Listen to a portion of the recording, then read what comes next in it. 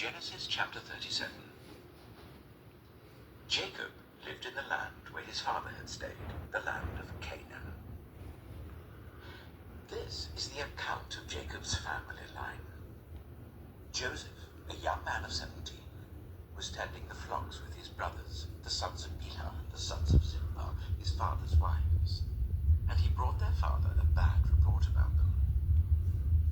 Now Israel loved Joseph more than any of his other sons, because he had been born to him in his old age, and he made an ornate robe for him.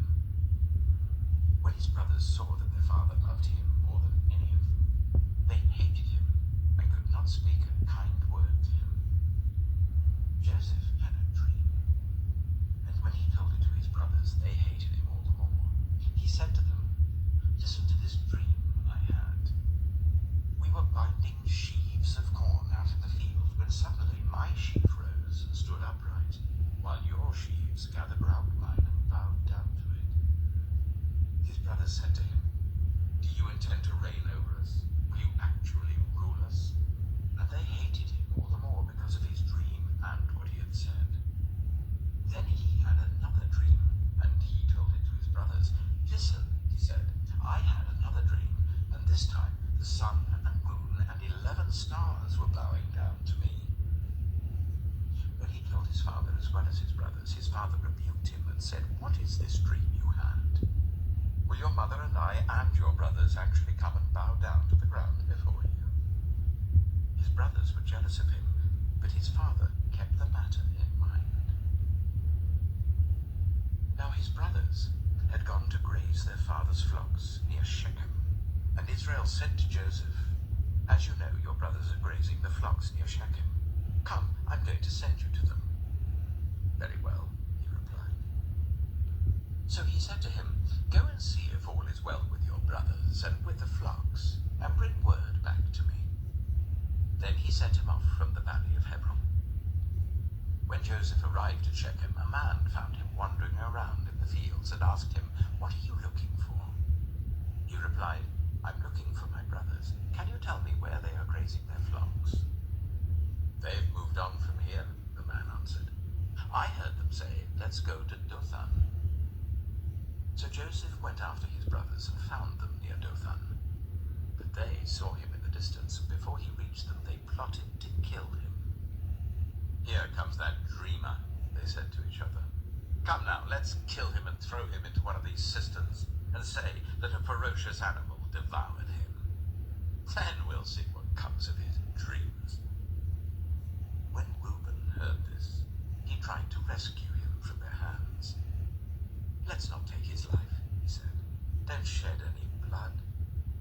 Throw him into this cistern here in the wilderness, but don't lay a hand on him." Reuben said this to rescue him from them and take him back to his father. So when Joseph came to his brothers, they stripped him of his robe, the ornate robe he was wearing, and they took him and threw him into the cistern.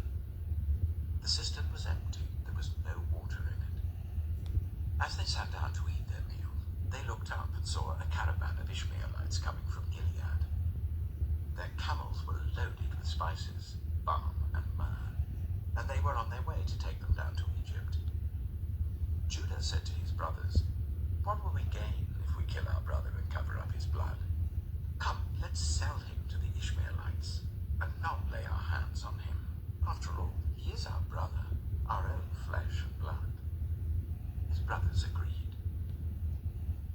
So when the Midianite merchants came by, his brothers pulled Joseph up out of the cistern and sold him for 20 shekels of silver to the Ishmaelites, who took him to Egypt. When Reuben returned to the cistern and saw that Joseph was not there, he tore his clothes. He went back to his brothers and said, "The boy isn't there. Where can I turn now?" Then they got Joseph's robe, slaughtered a goat and dipped the robe in the blood. They took the ornate robe back to their father and said, "We found this. Examine it to see whether it is your son's robe." He recognized it and said, "It is my son's robe. Some ferocious animal has devoured him. Joseph has surely been torn to pieces. Then Jacob tore his clothes, put on sackcloth, and mourned for his son many days. All his sons and daughters came to comfort him, but he refused to be comforted. No, he said, I will continue to mourn until I join my son in the grave. So his father wept for him. Meanwhile, the Midianites sold Joseph in Egypt to Potiphar, one of Pharaoh's officials, the captain of the guard. Thanks for reading Genesis chapter 37. We'll be back with 38 on Monday. If you have any questions, comments, or concerns, please leave those and I'll get back to you as soon as I can.